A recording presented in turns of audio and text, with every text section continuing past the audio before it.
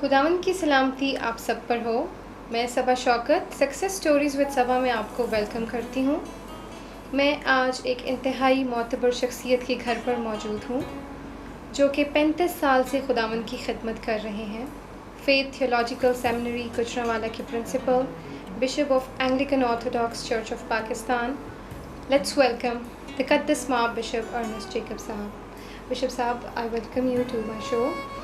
Thank you very much, आपने अपने कीमती वक्त में से हमें वक्त दिया। स्टार्ट में मैं दरख्वास्त करती हूँ कि आप दुआ में रहनुमाई करें। आइए हम अपने सर को झुकाएं।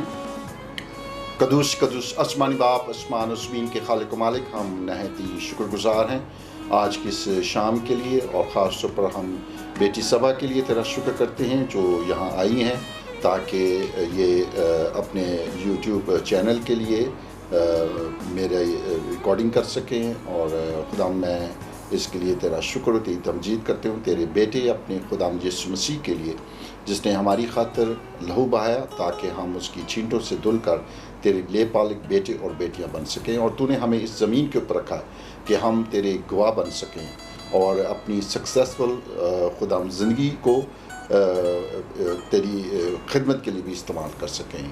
खुदा बाप, खुदा बेटे, खुदा रूह कुद्स के नाम से आमीन।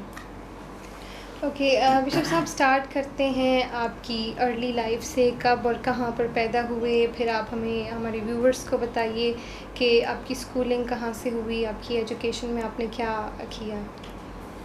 मैं पहले तो आपका शुक्रिया अदा करना चाहता हूँ कि आपने उन चंद लोगों में से मुझे भी मुंतखब किया और ताकि मैं भी इसमें शामिल हो सकूं आपकी इस काविश में, और मैं अप्रिशिएट करता हूं आपको। थैंक यू बिशप और जहां तक आपके सवाल का ताल्लुक है, ये एक लंबी स्टोरी है। और मैं पेशावर में पैदा हुआ और यहाँ पर ही पला बढ़ा, और मैंने सेंट जॉन्स हाई स्कूल से मैट्रिक किया।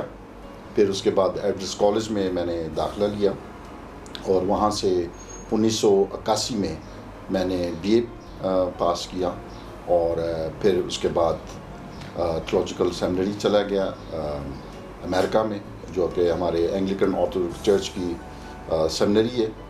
और वहाँ से फिर मैंने 3 साल का तरबियती कोर्स मुकम्मल किया 1981 से लेकर 85 तक। और उसके बाद फिर यहाँ आकर मैंने अपनी रहबाना ज़िंदगी और ख़िदमत का आगाज़ किया। जी बिशप साहब, आपने बचपन में क्या सोचा था कि आप बड़े होकर क्या बनेंगे, और फिर खिदमत की तरफ कैसे आ गए? क्या बचपन ही से सोच रखा था आपने खिदमत में जाने का, कि नहीं एक वक्त था जब आपको लगा कि नहीं खुदावंद आपसे खिदमत लेना चाहते हैं? ये भी एक लंबी स्टोरी है कि मेरे वालिद साहब जो थे वो शुरू में एक मनाद थे, और जैसा आप जानते हैं कि बाद में वो सेमिनरी गए, सेमिनरी से उन्होंने ट्रेनिंग हासिल की, फिर वो पादरी बने, बाद में चलकर एंग्लिकन ऑर्थोडॉक्स चर्च के दूसरे बिशप भी बने। लेकिन जब वो एक मनाद की हैसियत से खिदमत कर रहे थे एक पंजाब के गांव में, बाटावाला गांव था, तो वहाँ पे मैं अभी 6 माह का था, तो वहाँ पर मैं एक ऐसी बीमारी से दो चार हुआ जो कि जानलेवा थी। मुझे नेमिक हुआ, डायरिया हो गया, और वहाँ पे गांव में जो एक हकीम था उसने कहा कि अब आपके बच्चे का बचना जो है वो नामुमकिन है, और बस दुआई कर सकते हैं आप, या फिर इसे लाहौर ले जाए। और लेकिन मेरे वालिद साहब जो थे वो माली तौर पर उस वक़्त इतने स्ट्रॉन्ग नहीं थे कि वो लाहौर जाते और वहाँ पर मेरी ट्रीटमेंट करते। बहरहाल उन्होंने घर में ही बैठ कर दुआ की मेरे लिए, और खुदा से कहा कि तूने ये बच्चा दिया है, और अगर तू इसे ज़िंदा रखता है तो मैं इसे तेरी खिदमत के लिए दे दूँगा। और ये जब मैं 6 माह का था, और मुझे नहीं पता उस वक़्त कि मेरे वालिद ने बिशप PM जेकब ने क्या खिदमत की थी, और वो बड़ी नावर शख्सियत थी उस इलाके की, और फिर बाद में पेशावर की बनी प्यारा मसीह जेकब के नाम से। और इत्फाक देखें कि उन्होंने घुटने टेक कर दुआ की कि अगर ये ज़िंदा रहता है तो इसे मैं तेरी खिदमत के लिए दे दूँगा। तो और मौजूदा तौर पे मैं ठीक हो गया जी। और बिल्कुल ठीक हो गया। और आप इमेजिन कर सकती हैं कि I was the healthiest baby of the family उसके बाद। और फिर बहरहाल उन्होंने मुझ पे कोई अशकारा नहीं किस बात की, बहरहाल वो खिदमत में रहे और भाई फेरू पत्तों की खिदमत की उन्होंने। फिर वो पेशावर आ गए, यहाँ पे खिदमत करते रहे, हम भी बढ़ते रहे साथ साथ। फिर क्योंकि पेशावर हमारा पुराना शहर था और यहाँ पर फिर हमारी आगे तालीम भी हुई। और जब मैं मैट्रिक में था जी। और तो मैट्रिक में मेरे पे ये बीमारी फिर आई दोबारा, second time the same disease. I was struck by the same disease. और मेरे जो वालिद साहब थे उन्होंने मुझे उस वक़्त आगाह किया कि मैं आपको खिदमत के लिए मैंने डेडिकेट किया। वो जो 6 माह वाला वाक़या था वो तब आपको बताया और उन्होंने कहा कि ये बीमारी जो है वो फिर आई है दोबारा। और गोचे उससे पहले जब मैं 9th क्लास में गया तो उस वक़्त वो मुझे मेंटली प्रिपेयर कर रहे थे। और लेकिन मैंने कहा कि मैंने नहीं पादरी बनना। ये क्या हुआ कि आप हैं तो मैं भी बनूं। और मेरे दोस्तों के घर वो जाते थे विज़िट के लिए, उनको बताते थे। और मेरे दोस्त मुझे कहते कि आपके पापा आए हैं, वो आपको कह रहे हैं कि आपने पादरी बनना है। और मैं घर आके लड़ाई करता था कि मैंने नहीं बनना, ये क्या काम कर रहे हैं, मैंने इंजीनियर बनना है, मैंने ये करना है वो करना है। बहरहाल जब मैट्रिक में पहुँचा तो अभी मैट्रिक के सालाना इम्तिहानात होने वाले थे अभी, तो अभी 6 माह रहते थे तो मुझे ये बीमारी हुई और मैं हॉस्पिटलाइज हुआ। पहले प्राइवेट क्लिनिक पे दिखाया गया और प्राइवेट क्लिनिक पे दिखाया तो उन्होंने कहा कि ये बड़ा मुश्किल है इसके लिए बचना, और लेकिन हम कोशिश कर सकते हैं तो इसको हॉस्पिटल में एडमिट करते हैं। तो मैं हॉस्पिटल में एडमिट हो गया। और जब मैं हॉस्पिटल में एडमिट हुआ तो मुझे ड्रिप्स लगाई गई, वही सेम कि जी नेमिक है और जिस्म का पानी ज़ाया हो गया है और मेरे बाल जो उड़ गए थे और मेरी हेल्थ बहुत ख़राब हो गई थी, बहुत वीक हो गया था। बहरहाल हॉस्पिटल में ही मैंने रियलाइज़ किया कि this is the time to ask God कि आया तेरी मर्ज़ी है कि मेरे माँ बाप की मर्ज़ी है कि मैं खिदमत में आऊँ। तो फिर मैं एक दिन हॉस्पिटल में था और मैंने रात के वक्त दुआ कर रहा था मैं, और दुआ के दौरान मैंने ये सवाल किया खुदा से कि मेरे माँ बाप फोर्स कर रहे हैं मुझे कि मैंने खिदमत में आना है, तो क्या ये तेरी भी ख्वाहिश है कि मैं खादम बनूं? तो फिर इसका जवाब मुझे मिला, इसका जवाब मुझे मिला कि नहीं, मेरी ख्वाहिश है कि तू खादम बने। तेरे माँ बाप की होगी लेकिन मेरी भी ख्वाहिश है कि तू खादम बने। तो उसके बाद फिर मैं बड़ा खुश हुआ और मैंने खुदाम यीशु मसीह को उसी बिस्तर पर, जो हॉस्पिटल का बिस्तर था वार्ड में, उस पर मैंने हकीकी तौर पर पर्सनली खुदाम यीशु मसीह को कबूल किया, अपना निजात देंदा माना। और जब मेरे वालिदैन आए हॉस्पिटल में मुझे देखने के लिए तो मैंने उनको ये खुशखबरी सुनाई कि ठीक है, मैं तैयार हूँ। और तो उन्होंने कहा कि नहीं कोई बात नहीं, ये तो अच्छी बात है कि आप तैयार हैं, लेकिन अभी हम चाहते हैं कि आप अपनी तालीम जारी रखें और ग्रेजुएशन करें और उसके बाद फिर हम आपको सेमिनरी भेजेंगे। तो उसके बाद मैं ठीक हो के घर आ गया और फिर मैं वालिद साहब के साथ खिदमत करता था और चर्च में भी, और ख़ास तौर पर जो मुबारक जुमे के 7 कलमात हैं उसमें भी थोड़ी बहुत उनकी हेल्प करता था।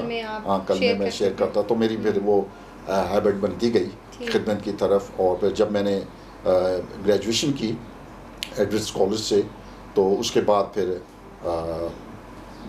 मेरे लिए ये प्लेटफॉर्म तैयार था और फिर मैं अमेरिका चला गया। हमारे अपने चर्च की सेमिनरी थी वहाँ पे, और 1982 में 81 में मैं गया वहाँ। मेरी ग्रेजुएशन के फ़ौरन बाद, जब मैं यहाँ से ग्रेजुएशन कर ली तो उसके फ़ौरन बाद मैं अमेरिका चला गया और फिर वहाँ से मैंने ये मास्टर ऑफ डिविनिटी का ये थियोलॉजिकल डिग्री हासिल की और वहीं पे मेरा ऑर्डिनेशन हुआ एज ए प्रीस्ट। और क्योंकि उसी दौरान जब मैं वहाँ पे ज़ेर तालीम था तो 1984 में मेरे वालिद साहब जो है वो खुदाम में सो गए और तो उन्होंने ये सोचा कि अब आपके वालिद साहब नहीं हैं तो बेहतर ये है कि हम आपका ऑर्डिनेशन इधर ही कर दें ताकि उधर जाकर आपको अपनी खिदमत जारी कर रख सकें और कोई मुश्किल पेश ना आए। तो वहीं पे मेरा ऑर्डिनेशन हुआ, ग्रेजुएशन हुई और फिर मैं 1985 में पाकिस्तान वापस आया। पेशावर में आके फिर मैंने अपनी खिदमत का आगाज़ किया। बहुत ही खूबसूरत गवाही है बिशप साहब आपकी, और मैं उम्मीद करती हूँ कि व्यूअर्स जो देख रहे हैं उनमें से बहुत से ऐसे नौजवान होंगे जो आपकी गवाही को देखकर खुदावंद की तरफ आएंगे। और अब मैं आपसे ये जानना चाहूँगी बिशप साहब कि आपने जब आगाज़ किया और अब आपको 35 साल हो चुके हैं खिदमत करते हुए, तो वो जो शुरू के जो टाइम था, जो शुरू का वक्त था, उसमें आपको क्या आपकी स्ट्रगल रही, क्या चैलेंजेस थे जिनका आपने सामना किया? स्ट्रगल तो देखें आपको करनी पड़ती है, और सबसे बड़ी स्ट्रगल तो ये थी कि कैसे मैंने अपने वालिद साहब की जो एक उनकी खिदमत थी और उनका एक नाम था, उसको मेंटेन रखना है। क्यों? क्योंकि जब मैं घरों में विज़िट के लिए जाता था तो सब मेरे वालिद साहब का जिक्र करते थे, वो ऐसे थे, वो बहुत अच्छे थे, ये थे वो। तो वो एक फेम जो था उनका, वो मेरे जहन में जो है वो क्लिक करता रहता था कि यार मुझसे कोई गलती हो जाए, मुझसे कोई प्रॉब्लम ना हो जाए तो मैं अपनी खिदमत के आगाज़ में ही नाकामी से दो चार हो जाऊँ। तो ये एक चैलेंज रहता था। बहरहाल मैंने मेहनत की और अपनी मेहनत के बलबूते पर मैं आगे बढ़ता रहा, और खुदा का शुक्र है कि मुझे 1900 गालबन 98 में फेथ लॉजिकल सेमिनरी में पढ़ाने का मौका मिला, और वहाँ पर मैंने पढ़ाना शुरू किया। और फिर उसके बाद मैं 2000 में मेरे बिशप की हैसियत से चुनाव हुआ, और मेरी कॉन्सेक्रेशन हुई, मेरी तकदीस हुई बिशप की हैसियत से। फिर 2000 से मैं अब 20 इयर्स हो गए हैं, 2020 है और लॉकडाउन का दौर है। मेरे तकरीबन 20 साल इस अक्टूबर में हो जाएंगे। इस अक्टूबर में मेरे 20 साल जो हैं वो मुकम्मल हो जाएंगे, और वैसे मेरी खिदमत जो है वो तकरीबन 35 जैसे आपने बताया 35 साल के लगभग है। और सेमिनरी में भी पढ़ाया, और फिर मैं बोर्ड ऑफ गवर्नर्स जो हमारी फेथ लॉजिकल सेमिनरी है उसका बोर्ड ऑफ गवर्नर्स का चेयरमैन भी बना है। खुदा ने ये खिदमत की। और फिर उसके बाद जब मेजर तमोथिस नासिर साहब खुदा में सो गए, तो उसके बाद फिर बोर्ड ने मुझे प्रिंसिपल के ओहदे पर मुंतखब किया, और उस वक़्त से मैं फेथ लॉजिकल सेमिनरी की प्रिंसिपल की हैसियत से खिदमत कर रहा। लेकिन जब मेरा यंग दौर था तो मैंने बहुत सारे सेमिनार्स किए, यूथ सेमिनार्स किए, वर्कशॉप्स की, कन्वेंशंस पे। और वो जो यूथ में मेरी खिदमत थी पिछले 10-15 साल की, उस खिदमत को देखते हुए फेथ लॉजिकल सेमिनरी ने मुझे ऑनरी डिग्री दी, डीडी डॉक्टर ऑफ डिविनिटी की। और ये भी मैं इसके लिए खुदा का शुक्र करता हूँ, और उस वक्त से ही मैं खिदमत कर रहा हूँ। और 2 दफ़ा मुझे इंटरनेशनल कॉन्फ्रेंस में अटेंड करने का भी मौका मिला, और मैं 1984 में मैंने अमेरिका पेंसिल्वेनिया में एक इंटरनेशनल कॉन्फ्रेंस अटेंड की, जिसमें तकरीबन 4000 खादम पूरी दुनिया के आए हुए थे। और ये मेरे लिए पहली कॉन्फ्रेंस थी जो अटेंड की। पाकिस्तान से भी तकरीबन 35 के करीब लोग मौजूद थे वहाँ पे। और उसके बाद 2000 में इससे पहले कि मेरी कॉन्सेक्रेशन होती, मुझे 2000 में एम्स्टर्डम हॉलैंड जाने का इत्तेफाक हुआ। वहाँ पे मैंने बिली ग्राम कॉन्फ्रेंस अटेंड की, और वहाँ पे मेरी रवि ज़कराया से भी मुलाकात हुई, जिनका हाल ही में इंतकाल हुआ है। और फ्रैंकलिन बिली ग्राम से मुलाकात हुई। और बिली ग्राम बीमार थे तो वो उस कॉन्फ्रेंस में नहीं आ सके, लेकिन मुझे ऑनर है कि जब मैं अमेरिका में था तो मैं बिली ग्राम के शहर शॉर्लेट से तकरीबन 50 किलोमीटर के फासले पर था। तो हमारी सेमिनरी है, तो एक दफ़ा हमें वहाँ पर शॉर्लेट जाने का इत्तेफाक हुआ, और मैंने जहाँ पे बिली ग्राम पैदा हुआ था उस घर को देखा जाके, और मेरे लिए ऑनर था। तो उससे तो मेरी काफ़ी अच्छी यादें वाबस्ता हैं इन दोनों इंटरनेशनल कॉन्फ्रेंस से।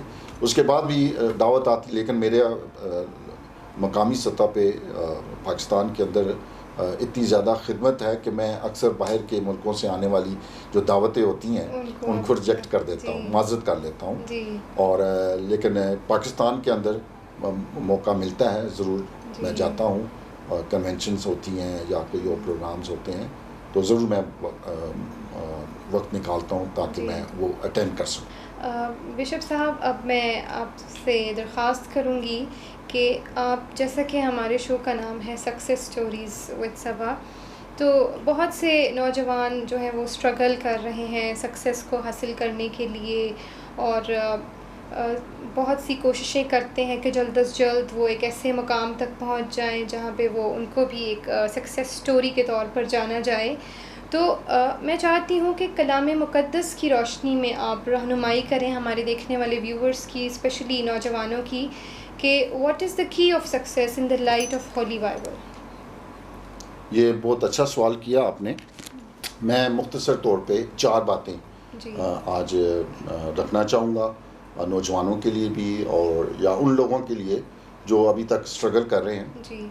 और ये 4 बातें बाइबल मुक़द्दस में से मैं रखूँगा। पहली बात मैं ये करना चाहता हूँ कि जो अक्सर हम इस पे गौर नहीं करते कि जो काम करो खुशी से करो, ठीक है ना। प्रॉब्लम ये होती है कि हम हर काम जो है बेदिली से करते हैं। अगर मैं ये एक कोई करियर अपना बनाना चाहता हूँ और इस मकाम तक पहुँचना चाहता हूँ तो मैं क्या करता हूँ कि मैं थोड़ा सा करता हूँ, फिर बेदिल हो जाता हूँ और फिर हट जाता हूँ, फिर दूसरे काम में पड़ जाता हूँ। जो काम भी आप शुरू करते हैं, मैं यह हवाला पढ़ना चाहता हूँ, कुलसियों का ख़त है, उसका 3रा बाब, उसकी 23वीं आयत में लिखा है, जो काम करो जी से करो, ये जान कर के खुदावंद के लिए करते हो। जो काम करो जी से करो। सो जिस काम में आपने हाथ डाला है, आप तालीम हासिल कर रहे हैं, आप जॉब कर रहे हैं, आप कोई प्रोफेशनल जॉब करना चाहते हैं या उसमें बढ़ना चाहते हैं, तो उसको खुशी से करें, जी लगा कर करें, 100% आपका दिल उसमें लगे ताकि आपको कामयाबी मिले, आप आगे अगला कदम बढ़ा सकें। लेकिन अगर आपने बेदिली का मुजाहरा कर दिया, 1-2 कदम उठाकर, फिर आप कहेंगे नहीं जी बस मैं कोई और काम ढूंढता हूँ, तो वहीं से मसाइल जो है हमारे जो हैं वो शुरू हो जाते हैं। सो जो काम करें खुशी से करें, जी लगा कर करें ताकि इसमें आपको सक्सेस मिल सके। दूसरी बात जो मैं ये कहना चाहता हूँ कि ये एक लंबा सफ़र होता है और इसमें कभी कभार ऐसा होता है कि आधे रास्ते में हमें सक्सेस मिलनी शुरू हो जाती है तो हमारे अंदर घमंड आना शुरू हो जाता है। तो दूसरी बात ये मैं कहना चाहता हूँ कि कभी भी घमंड को अपने करीब ना आने दें, ठीक है ना। खुदा का शुक्र करें, खुदाम की हम करें कि आधा सफ़र आपने बड़े अच्छे तरीके से जो है वो गुजार लिया है और बाकी सफ़र में भी खुदाम आपके साथ हो। लेकिन क्या होता है कि हमें थोड़ी सी सक्सेस मिलती है तो हमारे अंदर घमंड आ जाता है, गरूर आ जाता है। तो इमसाल की किताब उसके 8वें बाब की 13वीं आयत में बड़ी खूबसूरत आयत है, यहाँ लिखा है, खुदाम का खौफ बदी से अदावत है, गरूर और घमंड से मुझे नफ़रत है। सो खुदावन तो ये कह रहे हैं कि घमंड से और गरूर से मुझे नफ़रत है। सो सक्सेसफुल होने के लिए, कामयाब ज़िंदगी गुजारने के लिए घमंड को अपने करीब ही ना पकने दें, ठीक है ना। हमेशा हलीम रहें, फ़रोतन रहें और फ़रोतनी और हलीमी से आगे बढ़ते रहें और खुदावंद आपको जो है वो सक्सेस अता करता रहेगा। तीसरी बात कि खुदावंद को अपनी महफूज पनाहगाह समझे, ठीक है ना। खुदावंद को अपना आसरा समझे, खुदावंद को अपनी आस समझे। ठीक है, हमारे पास वसाइल होते हैं, हमारे पास इंसान होते हैं, बहुत सारे लोग होते हैं, हम उनकी हेल्प लेते हैं, सब कुछ करते हैं, लेकिन याद रखें कि सक्सेस अगर हासिल करनी है तो हमारा तकिया, भरोसा, इत्माद हमेशा खुदावंद के ऊपर होना चाहिए और खुदावंद को अपनी पनाह समझे। और मैं एक आयत रखना चाहता हूँ आपके सामने, 91 ज़बूर की 4थी आयत में लिखा है, वो तुझे अपने परों से छुपा लेगा और तुझे उसके बाजू के नीचे पनाह मिलेगी। सो तुझे अपने बाजू के नीचे पनाह मिलेगी। सो उसे अपनी पनाहगाह बनाए, बेशक। ठीक है ना। जी। और जब आप उसको खुदावंद को अपनी पनाहगाह बनाएंगे तो खुदावंद बेशक रुकावटें भी आएंगी, शैतान भी काम करेगा, लोग भी रुकावटें डालेंगे, लेकिन क्योंकि खुदावंद को आपने अपनी पनाहगाह समझा हुआ है तो खुदावंद आपकी मदद करेगा। तो इसी तरीके से आखिरी बात जो मैं शेयर करना चाहता हूँ वो ये है कि इल्म ज़रूर हासिल करें जी। ये याद रखें कि इल्म के बगैर कोई सक्सेस नहीं है। उसकी बुनियादी वजह है कि आपको एक एजुकेटेड माहौल से जो है वो सामना करना पड़ता है, और अगर आप खुद एजुकेटेड नहीं हैं, आपके पास तालीम नहीं है, तो आप कैसे आगे बढ़ेंगे। सो तालीम पे फोकस करें, तालीम को हासिल करें, अच्छी तालीम हासिल करें जितनी भी ले सकते हैं। बेशक हम देखते हैं कि बहुत सारे वालिदैन जो हैं वो इतने उनके वसाइल नहीं होते, अमीर नहीं होते, गरीब होते हैं, वो थोड़ी सी एजुकेशन दिलाकर वो उनको रोक देते हैं, आगे फिर उनके लिए मसाइल होते हैं। लेकिन ठीक है, हमारे पास और बहुत सारे ऐसे पेशे हैं जहाँ पे कम तालीम याफ्ता लोग भी अपना जो है वो करते हैं, ये भी अच्छी बात है। आजकल तो जो गवर्नमेंट इदारे हैं उसमें बहुत ही कम फीसों पर भी हासिल की जा सकती है। बिल्कुल बिल्कुल तो, और गवर्नमेंट के अदारे हैं और उसमें भी आप पढ़ सकते हैं और कामयाब। ये मैं आयत पे रखना चाहता हूँ, इमसाल की किताब उसके 9वें बाब की 9वीं आयत है, दाना को तरबियत कर जी। और वो और भी दाना बन जाएगा, सादक को सिखा और वो इल्म में और तरक्की करेगा। सो अगर आप इल्म हासिल करेंगे, दाना को और सिखाएंगे, तो यकीनी तौर पर उसमें आगे बढ़ने की और सलाहियत हो सकती है।